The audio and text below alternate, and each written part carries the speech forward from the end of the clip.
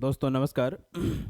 आज फिर हम आपके बीच यूपीपीसीएस मेंस का एक क्वेश्चन लेकर उपस्थित है और यूपीपीसीएस मेंस पे आज ये मेरा लास्ट वीडियो होगा। इसके बाद हम यूपीएससी के क्वेश्चन को, जो UPSC union public service commission, जो सबके पिताजी हैं, हर स्टेट पीसीएस के पिताजी हैं, सभी स्टेट पीसीएस के, उनके क्वेश्चन को लेकर आएंगे हम नेक्स्ट वीडियो से।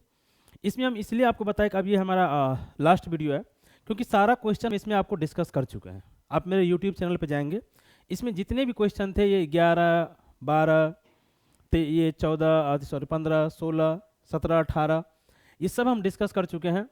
ठीक है, 9 नंबर, 8 नंबर, 6 नंबर, आज हम आपके सामने 7 नंबर और 5 नंबर, ये 4 नंबर क्वेश्चन भी हम डिस्कस कर चुके हैं। तो अब इसमें कोई क्वेश्चन बचा नहीं। तो अब हम यूपी पीसीएस और बीपीएससी का कर चुके हैं। अब हम यूपीएससी का क्वेश्चन आपके सामने डिस्कस करेंगे। तो आइए पहले हम इस क्वेश्चन को देख लें, जो ये एक लास्ट क्वेश्चन इसमें बचा हुआ है। इसका आंसर कैसे लिखा जाएगा, और हम क्या बताएं, हम उसी क्वेश्चन को टच करते हैं जिस क्वेश्चन की पूछे जाने की संभावना काफ़ी अधिक है। आप दोबारा यूपी पीसीएस देने जाएं, आप बीपीएससी देने जाएं, या आप यूपीएससी देने जाएं, उसको इस क्वेश्चन का रिपीट होने का संभावना काफ़ी अधिक है, कभी भी रिपीट हो सकता है। इसलिए हम ये वही क्वेश्चन आपके सामने लेके आते हैं। ठीक है, चलिए आइए हम देखते हैं। ये 7 नंबर का क्वेश्चन है आज हमारे सामने। क्या कह रहा है, सरकारी सेवा। तो पहला हम मान लेते हैं सरकारी सेवा। आप कहेंगे सर सरकारी सेवा को हम पहला क्यों माने? हम कहेंगे भाई यहाँ पे निजी सेवा भी तो हो सकता है, क्वेश्चन में निजी सेवा भी तो दे सकता है। क्वेश्चन दे दे कि निजी सेवा देने के लिए सूचना और संचार प्रौद्योगिकी एक अनुप्रयोग है, व्याख्या कीजिए। पूछ सकता है कि नहीं पूछ सकता है? आप कहेंगे हाँ सर, अरे यही तो है, यही तो हम करवाते हैं। चलिए, उसके बाद देने के लिए सूचना और संचार प्रौद्योगिकी, ये हो गया हमारा दूसरा। एक अनुप्रयोग है, ये हो गया तीसरा, और व्याख्या कीजिए, ये हो गया चौथा। अब देखिए हम आपको एक क्वेश्चन से कितना क्वेश्चन बनाते हैं, कंटेंट का मल्टीपल डायनेमिक उपयोग कैसे होता है वो अब हम आपको बता रहे हैं। हमने एक बताया निजी सेवा, यहाँ देखिए सूचना और संचार प्रौद्योगिकी की जगह आपको लिख दे एआई, आर्टिफिशियल इंटेलिजेंस। बताइए कि सरकारी सेवा देने के लिए आर्टिफिशियल इंटेलिजेंस एक अनुप्रयोग है, व्याख्या कीजिए। या क्वेश्चन यहीं पे दे दे कि सरकारी सेवा देने के लिए सूचना और प्रौद्योगिकी का अनुप्रयोग है, आलोचनात्मक मूल्यांकन कीजिए। क्योंकि इनकी काफ़ी सारी आलोचनाएं भी तो होती है तकनीक का, आप जानते हैं तकनीक का आलोचना भी है। हर चीज़ के सकारात्मक और नकारात्मक दोनों पक्ष है। तो देखिए यही हम कह रहे हैं कि यहाँ पे दे दे कि निजी सेवा देने के लिए, तो एक ही क्वेश्चन से कैसे आप क्वेश्चन बनाएंगे, एक ही कंटेंट को आप कैसे अलग अलग डायमेंशन उसका प्रयोग करेंगे, यही होता है आंसर राइटिंग। आप मॉडल आंसर, फिर से हम बता रहे हैं, फर्जी मॉडल उत्तर जो कोचिंग वालों के द्वारा फर्जी मॉडल उत्तर दिया जा रहा है, कट कॉपी पेस्ट, उससे आप कभी आंसर नहीं सीखेंगे। और मैं कह रहा हूं कि कंटेंट को रटने की अपनी एक सीमा होती है। आप कंटेंट को नहीं रट पाएंगे, कुछ ही कंटेंट को रटना पड़ता है और उसका मल्टीपल यूज आपको सीखना पड़ेगा।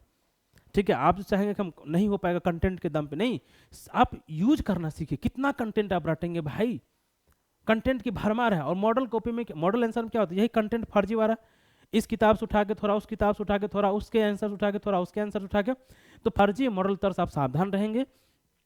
और आप अपने से भी, या अगर दिक्कत हो तो हमसे आप मदद ले लेंगे, अपने से भी इस तरीका से क्वेश्चन को सेगमेंट वाइज तोड़ लेंगे। उसके बाद आप ये अनुभव करेंगे, सीखेंगे कि कैसे इससे हम नया क्वेश्चन जनरेट कर सकते हैं, कैसे हम सेम ही कंटेंट को इसके आंसर में उपयोग कर सकते हैं और उसके आंसर में उपयोग कर सकते हैं। ये जिस दिन आप सीख गए, चाहे अपने सीखिए या आप हमारी मदद से सीखिए या किसी अन्य टीचर की मदद से सीखिए, जिस दिन ये आप सीख गए ना, उस दिन आपका आंसर राइटिंग का समस्या समाप्त। लेकिन फर्जी मॉडल उत्तर से सावधान रहिएगा, हम आपको आगाह कर रहे हैं। बताना हमारा काम है, मानना न मानना आपका काम है। आप आज़ाद देश के आज़ाद नागरिक हैं। ये इनिशिएटिव हमारा अच्छा लगता हो आप चैनल को सब्सक्राइब कर लीजिए। आइए अब हम भूमिका की तरफ चलते हैं। इस क्वेश्चन का भूमिका क्या लिखना है, बॉडी में कौन सा पॉइंट डालना है और निष्कर्ष में कौन सा पॉइंट लिखना है। तो आइए, वो ज़्यादा इंपॉर्टेंट है। आजा भाई, हाँ, तो ये इनिशिएटिव अगर हमारा अच्छा लगता हो तो आप चैनल को सब्सक्राइब कर लीजिए, वीडियो को लाइक कर दीजिए। और किसी भी यूपीएससी, यूपीपीसीएस, बीपीएससी या अदर स्टेट पीसीएस के मेंस आंसर राइटिंग में अगर आपको कोई भी समस्या हो तो आप हमारे दिए गए नंबर पर हमसे संपर्क कर सकते हैं। आइए, क्वेश्चन छोटा है इसीलिए हम स्क्रीन को थोड़ा इधर बड़ा ही रखते हैं। तो हमने पहले लिखा क्या, भूमिका। पेन कौन चेंज कर दिया यार, बताइए। कोई बात नहीं, आ जा, चलिए। ये हो गया भूमिका, ठीक। अब भूमिका में क्या लिखना है? क्वेश्चन का फिर से पढ़िए। लिखा है सरकारी सेवा देने के लिए, दिख रहा है आपको? सरकारी सेवा और किसका? संचार, सूचना और संचार प्रौद्योगिकी का प्रयोग। तो आपको नहीं लग रहा क्वेश्चन का मेन पार्ट जो सरकारी सेवा, यदि आप सरकारी सेवा से लिखना शुरू कर रहे हैं आंसर को, तो एग्जामिनर तुरंत क्वेश्चन से जुड़ जाएगा, या जो पूछा गया एग्जैक्ट वही लिखा है लड़का। और अगर आप आए बाएं साएं लिखना शुरू करेंगे तो उसको लगेगा कि यार पूछा कुछ और है, लिख कुछ और रहा है, तो समस्या हो जाएगी ना। देन तो हम लिखे पहला सरकारी सेवा, भूमिका हमारा शुरू होना चाहिए था सरकारी सेवा से, ठीक है। देखिए क्वेश्चन जिस शब्द का क्वेश्चन में यूज किया गया है ना, आप कोशिश करें उसी शब्द को यूज करने का और वहीं से आंसर लिखने का। इससे क्या होता है ना, एग्जामिनर तुरंत जुड़ जाता है, तुरंत जुड़ जाता है वो। और नहीं तो लगेगा कि ये लड़का विद्यार्थी आए बाएं ऐसा लिख दिया है, इसको कुछ पता नहीं है। और 2 3 4 क्वेश्चन मगर उस तरह का, इस तरह का परसेप्शन बन गया ना, तो फिर आगे आप अच्छा भी आंसर लिखे होंगे ना, तो आप जानते हैं परसेप्शन पे तो क्या क्या खेल हो जाता है। तो परसेप्शन इस तरह का नहीं बनना चाहिए था कि आपको नहीं आता है। परसेप्शन ये हमेशा बनना चाहिए था कि नहीं आप आंसर अच्छा लिख रहे हैं, और उसके बाद लास्ट में अगर आपका आंसर थोड़ा सा कमजोर भी होगा ना, तो मार्क्स मिल जाएगा आपको।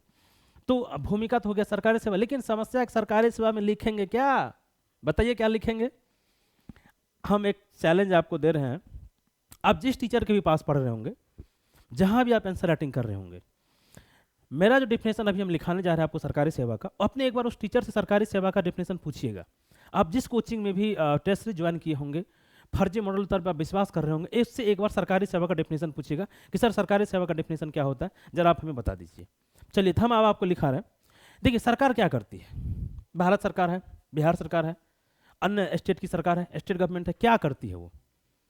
संसाधनों का प्रबंधन ही तो करती है। कि अमीर आदमी से संसाधन लेती है टैक्स के रूप में और गरीब आदमी को देता है सब्सिडी के रूप में, यही करती है ना। तो आप लिखिए, डिफिनेशन लिखिए, संसाधनों के बेहतर प्रबंधन हेतु, ठीक है, डिफिनेशन लिखिए, यहां से आपका भूमिका शुरू हो जाएगा।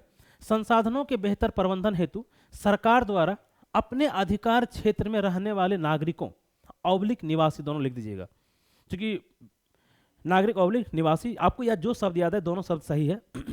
तो संसाधनों के फिर से लिख लीजिए, संसाधनों के बेहतर प्रबंधन हेतु सरकार द्वारा अपने अधिकार क्षेत्र में रहने वाले नागरिकों को उपलब्ध कराने वाली सेवाओं को सरकारी सेवा कहते हैं, ठीक है।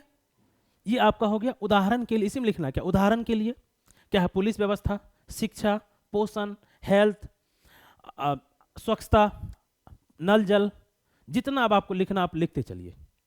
4-5 सेवा का नाम लिख दीजिए जो सरकारी सेवा है, सरकार की तरफ से मुफ्त अनाज दिया जा रहा है, किसान को सब्सिडी दिया जा रहा है, तो क्या सब सरकारी सेवा ही है ना। तो 4-5 आप उदाहरण के लिख लीजिए। उम्मीद करते हैं आप डेफिनेशन समझ गए होंगे। क्या?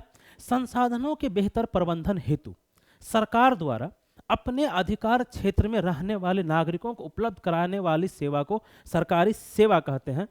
उदाहरण के लिए शिक्षा, स्वास्थ्य, सुशासन यानी प्रशासन, लॉ एंड ऑर्डर, पोषण, हर घर नल को जल, स्वच्छता लिख दिए। हो गया भूमिका आपका।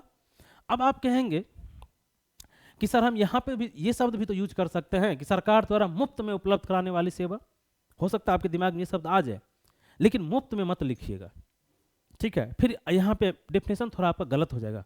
कहेंगे सर कैसे? क्योंकि देखिए हर सेवा सरकार मुफ्त में नहीं देती है।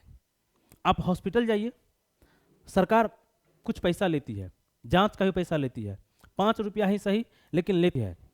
हर हॉस्पिटल में 0 रुपये पे पर्ची नहीं कटती है, कुछ हॉस्पिटल में पैसा लिया जाता है, जांच का भी पैसा लिया जाता है। सरकारी स्कूल जो भी है उस स्कूल में फॉर्म भरने के लिए पैसा लिया जाता है, ठीक है। टीचर आपसे नहीं लेता, लेकिन फॉर्म भरने के लिए पैसा स्कूल लेती है, रजिस्ट्रेशन फीस लेती है, तो लेती है ना, बहुत कम शुल्क ही लेती है लेकिन लेती तो है। इसीलिए आप अगर आप लिखेंगे मुफ्त में प्रदान, हाँ कुछ सेवा है जैसे 5 केजी चावल और गेहूँ, तो वर्तमान सरकार इसे फ्री दे रही है, लेकिन जब कांग्रेस सरकार इसे लाई थी फूड एक्ट तो उसमें 2 रुपये 3 रुपये और 5 रुपये का प्रावधान रखा था, तो फिर वो मुफ्त नहीं हुई ना। तो इसीलिए हम बोले कि आप मुफ्त नहीं लिखेंगे, क्योंकि सरकार की सभी सेवाएं मुफ्त नहीं दी जाती है, उसके बदले में कुछ लिया जाता है। तो आप ये भी नहीं लिखेंगे बदले में कुछ लिया जाता है, तो फिर गलत हो जाएगा। आप सिंपल से लिख दीजिएगा कि वो प्रदान की जाने वाली सरकारी सेवा, बस हो गया, समझ गए। तो ये हो गया भूमिका। अब हमारा आता है बॉडी। तो हम बॉडी में अब यहाँ पे हमने भूमिका लिखा, उदाहरण दे दिया, हम यहाँ पे सिर्फ आपको सिंबॉलिक लिख रहे हैं बॉडी। अब हमारा हो जाएगा क्या? पहला पॉइंट, दूसरा पॉइंट, तीसरा पॉइंट, चौथा पॉइंट, पांचवा पॉइंट, तो हम यहाँ पे बनाएंगे अब सब हेडिंग। क्या बनाएंगे? सब हेडिंग, सूचना और संचार प्रौद्योगिकी एक अनुप्रयोग। तो हम यहाँ पे आईसीटी कोस्ट में लिखा, तो हम भी यहाँ पे आईसीटी ही लिख देते हैं, ठीक है, आप लिख लीजिएगा। हमने लिखा यहाँ आईसीटी का अनुप्रयोग, अनुप्रयोग लिखा हुआ है। हाँ, तो मैंने कहा क्वेश्चन में जो शब्द है वही शब्द अगर आप लिखेंगे तो बहुत शानदार रहेगा। अनुप्रयोग, हमने इसे कर दिया अंडरलाइन। ये एग्जामिनर जुड़ गया, आपसे जुड़ गया, क्वेश्चन जुड़ा हुआ है कि सरकारी सेवा लिख दिया लड़का, और अब अनुप्रयोग, पहला पॉइंट, दूसरा पॉइंट, तीसरा पॉइंट, चौथा पॉइंट, पांचवा पॉइंट, जितना पॉइंट आपको याद आता है उतना पॉइंट आप लिख दीजिए। और एक चीज ध्यान रखना है कि कितने शब्दों में क्वेश्चन पूछा गया है, शब्द सीमा, क्योंकि बहुत जरूरी है। अगर शब्द सीमा का आप उल्लंघन किए तब तो दिक्कत हो जाएगा ना, ठीक है। तो देखिए पहला क्या होगा, पहला वही से उठा लीजिए, संसाधन का बेहतर प्रबंधन। आप कहेंगे सर ये कैसे, संसाधन का बेहतर प्रबंधन। अब इसको एक्सप्लेन करना है, आपने ये लिख दिया और इसको क्या किया, आपने एक्सप्लेन कर दिया। आप कहेंगे सर कैसे? अब देखिए क्या होता है, जो लाभार्थी वर्ग है, तो लाभार्थी वर्ग में आप देखे होंगे कभी कभी ऐसा होता है कि समाज में कुछ आदमी को उस योजना का लाभ नहीं मिलना चाहिए था, लेकिन फिर भी वो लेते हैं करप्शन की वजह से। तो फिर संसाधन का, जैसे आप किसान सम्मान निधि ले लीजिए, 2000 रुपया सरकार देती है, तो पहले 11 करोड़ किसान तक पहुंच गया था, फिर बीच में 8.5 करोड़ किसान तक आ गया, कुछ अप डाउन चला बीच में। तो फिर क्यों, कुछ आदमी का नाम जब जांच भी पकड़ाया तो पता चला कि ये आदमी गलत तरीके से पैसा उठा रहा था। तो क्या होता है, तो ये संसाधन का बेहतर प्रबंधन नहीं हुआ ना, आप बताइए, नहीं हुआ ना, समझ गए आप।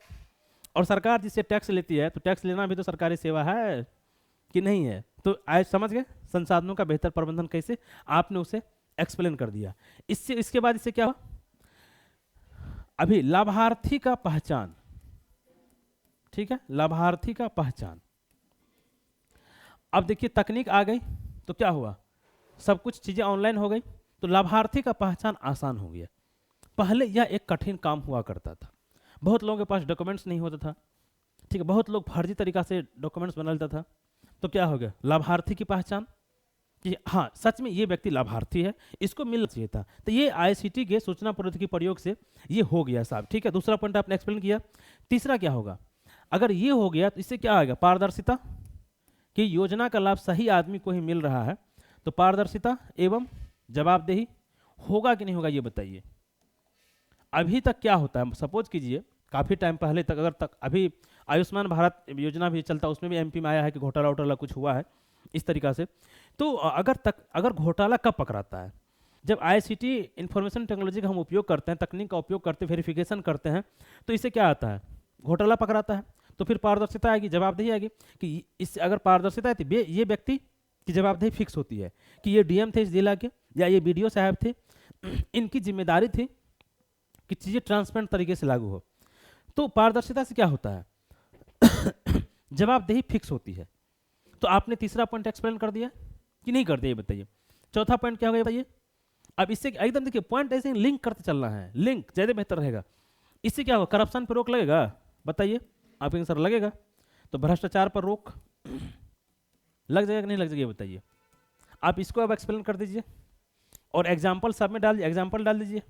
आयुष्मान भारत योजना में कई सारे गड़बड़ियाँ पकड़ी गई है, किसान सम्मान निधि का एग्जाम्पल आप दे दीजिए, आपको जो भी एग्जाम्पल याद हो वो एग्जाम्पल आप डाल दीजिए, ठीक है। आपको हो सकता है आपके गांव कहीं मुखिया जी वाला हो, जैसे शौचालय घोटाला होता है, प्रधानमंत्री आवास योजना घोटाला हो जाता है, ठीक है, तो आप इसको एक्सप्लेन कर लेंगे। अब देखिए यहाँ पे क्वेश्चन 8 मार्क्स में ही पूछा गया है, तो 8 मार्क्स में पूछा गया है तो मुश्किल से 2 या 3 पॉइंट ही आप लिख पाएंगे, क्योंकि आपके पास यहाँ शब्द सीमा कम होगा, ठीक है। उसी में भूमिका भी लिखना है, उसमें में पॉइंट बॉडी भी लिखना है, और उसी में निष्कर्ष भी लिखना है। कई बार मुझे स्टूडेंट आते हैं, पूछते हैं, ऑनलाइन भी लोग पूछते हैं कि सर ये बताइए जब 8 मार्क्स क्वेश्चन आता है क्या उसमें भूमिका और निष्कर्ष लिखना जरूरी है? बिल्कुल लिखना जरूरी है। अगर आप नहीं लिखेंगे तो आपका क्वेश्चन अधूरा अधूरा लगेगा। सपोज कीजिए कि बच्चा कोई छोटा है, आप कहेंगे कि इसका सर काट देते हैं, या बड़ा है इसका सर काट देते हैं इसको छोटा करने के लिए, तो वो नहीं होगा ना भाई, ये बताइए। तो उसमें आप हम करें भूमिका लिखिए, लेकिन जहां दूसरे शब्द में क्वेश्चन पूछा गया वहां यदि आप 4 लाइन में भूमिका लिख रहे हैं तो यहाँ पर आप 2 ही लाइन का भूमिका लिखिए, निष्कर्ष 2 ही लाइन का लिखिए, 1 ही लाइन का लिखिए, बट लिखिए, ये कंप्लीट आंसर माना जाता है, ठीक है। नहीं तो आप भी कभी लिख के देखिएगा फिर दोबारा पढ़िएगा तो लगेगा कि ये अधूरा अधूरा आंसर है, लेकिन ठीक है चलिए। लेकिन फिर भी हम, और यदि ये क्वेश्चन 20 मार्क्स में आपसे पूछ ले, यदि लॉन्ग में क्वेश्चन पूछ ले ये, तो इसका हम और पॉइंट आपको बता दें ताकि आपको खोजना ना पड़े। तो हम लॉन्ग के लिए अब आंसर बता रहे हैं आपको। तो भ्रष्टाचार पर रोक हो गया। अगला पॉइंट जरा सोचा आप दिमाग में क्या आ जाएगा, इससे क्या आ जाएगा बताइए। तो सरकारी योजना क्या होती है, सामाजिक सशक्तिकरण हेतु। तो अगला पॉइंट आप लिख लीजिए यहाँ पे क्या, सामाजिक सशक्तिकरण। अब समाज आर्थिक रूप से सशक्त होगा, शिक्षित होगा समाज, महिलाएं शिक्षित होंगी। तो आपने अब इसको एक्सप्लेन कर दिया, ठीक। तो ये पांचवा पॉइंट, छठा पॉइंट देख लीजिए। अब तकनीक से क्या होता है भाई, योजनाओं का जो प्रचार प्रसार होता है वो बहुत शानदार होगा। तो योजनाओं के प्रति जागरूकता, या यहां पे लिख दीजिए सरकारी सेवा, ठीक है, सरकारी सेवा के प्रति जागरूकता, ठीक है। क्योंकि अभी देखिए गांव घर में बहुत सारे आदमी को पता ही नहीं होता है कि कौन सी सेवाएं सरकार हमारे लिए दे रही है। लेकिन अगर इस तरह का अनुप्रयोग होगा, लोगों के मोबाइल पर इंफॉर्मेशन पहुंच जाएगा। यहाँ पे क्या लिखा है, इंफॉर्मेशन, इंफॉर्मेशन, मोबाइल के इंफॉर्मेशन पहुंच रहा है, टीवी के जरिए इंफॉर्मेशन पहुंच रहा है, रेडियो के जरिए पहुंच रहा है, लोग सुन रहा है। तो क्या सरकारी जो सेवा उसके प्रति लोगों की जागरूकता बढ़ेगी या नहीं बढ़ेगी, ये बताइए। आंसर बढ़ेगी। तो इस तरह हम आपको लगभग 6 पॉइंट दिए हैं, आप देख लीजिए, 1 2 3 4 5 और 6। इस 6 पॉइंट को यदि आप 3 लाइन में भी एक्सप्लेन करेंगे तो 18 लाइन आपका हो जाएगा। 18 लाइन का मतलब होता है लगभग 150 प्लस शब्द, ठीक है। और फिर उसमें भूमिका और निष्कर्ष जोड़ेंगे तो ये 250 के आसपास आपका आंसर चले जाएगा, 200 प्लस तो चल ही जाएगा। तो लॉन्ग के लिए हम आंसर बता दिए, और इसके अतिरिक्त आप अपने से भी कोई 1 2 पॉइंट जोड़ लीजिएगा, आपको अगर याद है तो आ जाए तो ये तो हो गया हमारा बॉडी। चलिए अब हम बात करते हैं निष्कर्ष की तरफ। इस क्वेश्चन का निष्कर्ष क्या लिखना है, निष्कर्ष क्या लिखना है। तो ये देखिए, फिर से हम बता रहे हैं, अगर ये इनिशिएटिव हमारा अच्छा लग रहा हो तो आप इस चैनल को सब्सक्राइब कर लीजिए, वीडियो को लाइक कर दीजिए। और किसी भी बीपीएससी, यूपीपीसीएस, यूपीएससी या अदर स्टेट पीसीएस के मेंस में अगर आपको कोई प्रॉब्लम हो तो आप हमारे दिए गए नंबर पर संपर्क कर सकते हैं, मुझसे ऑनलाइन और ऑफलाइन मोड में जुड़ सकते हैं, ठीक है, बहुत मिनिमम फीस पर। मुखर्जी नगर में मैं कोचिंग चलाता हूँ। चलिए निष्कर्ष क्या लिखेंगे बताइए सरकारी सेवा का। तो देखिए सरकारी सेवा का निष्कर्ष है ये कि सरकारी सेवा में इंफॉर्मेशन कम्युनिकेशन का प्रयोग होने के बाद भी जब तक एजेंसियां सहयोग नहीं करेंगी, एजेंसियां, सिविल सोसाइटी और नागरिक सहयोग नहीं करेगा तो पारदर्शिता सुनिश्चित करना थोड़ा मुश्किल होगा। तो आप लिखिए यहाँ पे, सूचना और प्रौद्योगिकी के प्रयोग से, निष्कर्ष अब लिख रहे हैं, सूचना और प्रौद्योगिकी के प्रयोग से सरकारी सेवाओं में पारदर्शिता सुनिश्चित हुई है, पारदर्शिता सुनिश्चित हुई है। लेकिन इसी और अधिक स्ट्रॉन्ग यानी मजबूत, सशक्त बनाने हेतु समाज के सभी वर्गों का योगदान लेना चाहिए था, ठीक है। चूंकि ये क्वेश्चन छोटा है तो हमने छोटा निष्कर्ष बताया, समाज के सभी वर्गों का योगदान लिया जाना चाहिए था, पूर्ण विराम।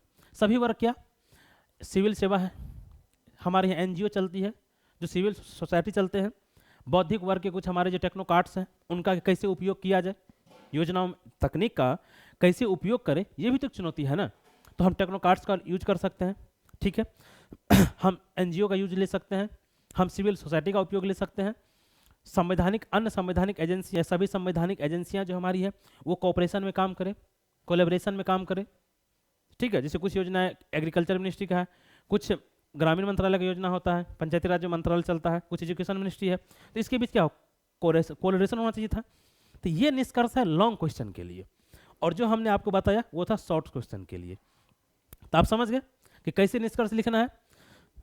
तो यहाँ पर हम सिर्फ एक लाइन लिखें कि सभी हितधारकों का उपयोग करना चाहिए था, या सशक्त बनाने हेतु सभी का अनुप्रयोग करना चाहिए था, या समन्वय होना चाहिए था, या हमें सहायता लेनी चाहिए थी, आपने लिख दिया। और यदि थोड़ा ज़्यादा लिखना तो फिर यही कि मंत्र एजेंसियों के बीच में कॉपरेशन हो, सिविल सोसाइटी अपना सुझाव दे, टेक्नोक्राट से उनके विद्वता का प्रयोग करना चाहिए था, लेना चाहिए था सरकार को। तो ये हो गया हमारा लॉन्ग निष्कर्ष। उम्मीद करते हैं कि आप समझ गए होंगे कि सरकारी सेवाओं में आईसीटी के प्रयोग से पारदर्शिता सुनिश्चित हुई है, परंतु इसे और अधिक सशक्त बनाने हेतु सभी वर्गों का सहयोग लेना आवश्यक, सहयोग आवश्यक है, पूर्ण विराम। सरकार को सरकार को इस दिशा में और अधिक प्रयास करना चाहिए। बस हो गया, समझ गया कि अच्छा ये विद्यार्थी ऐसा बोला तो एग्जामिनर भी समझ जाएगा, अच्छा ये अगर आएगा तो सभी वर्गों का प्रयोग करने के लिए और ये अधिक प्रयास करेगा। तो निष्कर्ष आप समझ गए, भूमिका समझ गए और बॉडी समझ गए। तो चलिए इस कहानी को आज यहाँ पे समाप्त करते हैं। उम्मीद करते हैं वीडियो आपको अच्छा लगा होगा, और हमारे दिए गए नंबर पर अगर आप मेंस एनसीईआरटी में कोई भी दिक्कत हो तो आप हमसे संपर्क कर सकते हैं, और मेरे चैनल को सब्सक्राइब कर लीजिए, वीडियो को लाइक कर दीजिएगा। चलिए बहुत बहुत धन्यवाद आपको।